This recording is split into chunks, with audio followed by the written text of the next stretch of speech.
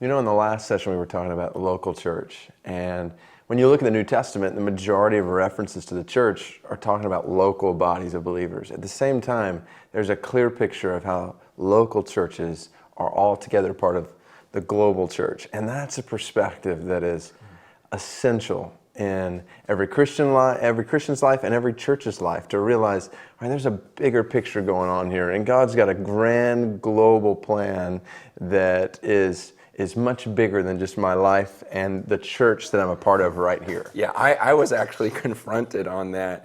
After I had started church, I was there probably 5 years, and this guy asked me one day, because, you know, in your purpose statement, everything else, it's all about this city and this church.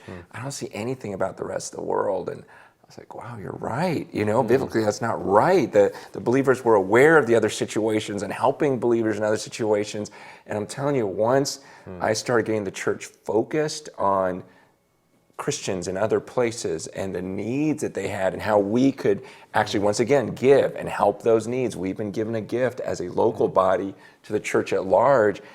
Man, that's when the church came alive. I saw people in the church just get so fired up and use their gifts, you know, to help people in other areas. And it was like the joy level in our church like rose so many notches, because there's something that fires you up about being able to help someone rather than just receive. It is more blessed to give than to receive. It just really is.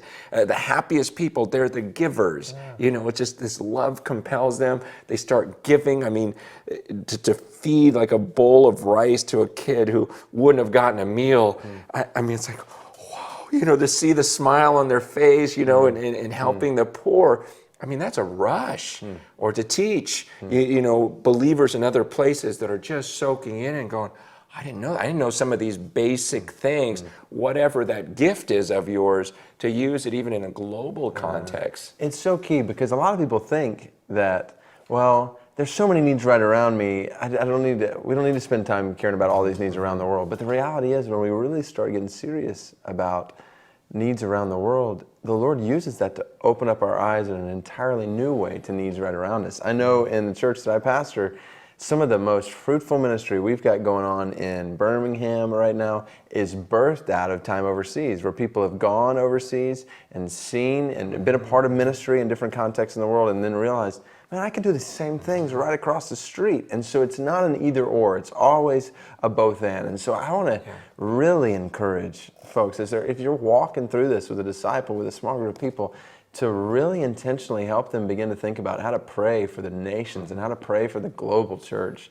and to integrate that into how you're teaching them to pray. And when you're praying together, like, is it just praying for, you think about it, even in the weeks you've been walking through this, has most of your prayer time together been focused on just what's right in front of you? Or are you praying for God's kingdom to come in the world, and our brothers and sisters around the world who are facing all kinds of different challenges, some persecuted for their faith? So praying, and then giving. How can we use our resources to serve our brothers and sisters? And we're some of the wealthiest people to ever walk planet Earth, and we've got brothers and sisters who are starving. So we've got to, in discipleship, think about intentionally how can we give, and then maybe even, I think one of the most effective tools in disciple making is short-term missions.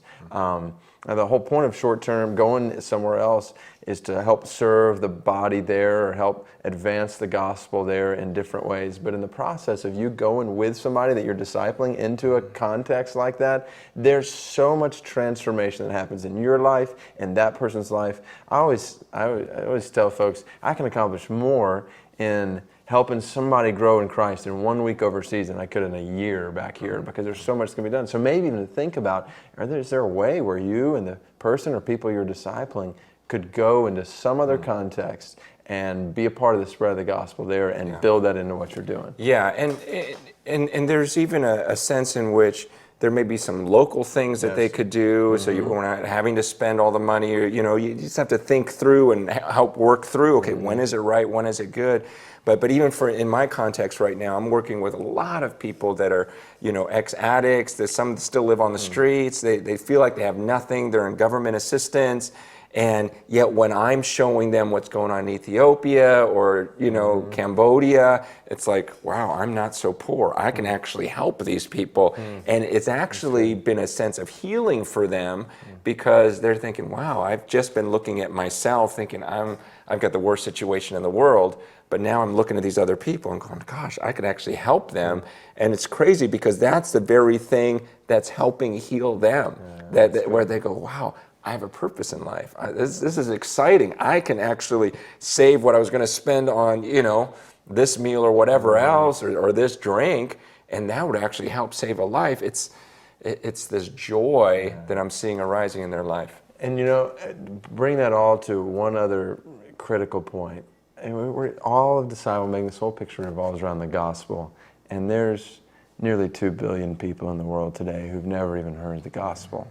So the person or people you're discipling need to know that. And together, for you guys to feel the weight of that, there are millions upon millions of people who haven't even heard the good news of Christ. And so that means built-in disciple making, we've got to be thinking, how is my life going to count for the spread of the gospel to them? And this is the beauty of disciple making. So with this grand global mission in the world, how can we be a part of making the gospel known to the ends of the earth? And Jesus says, make disciples. When we're making disciples, this is his plan for how the gospel will spread to the ends of the earth. So all the more confidence to give yourself and to lead the people you're discipling to give themselves to this mission, making disciples, because this is how the gospel is going to reach the ends of the earth.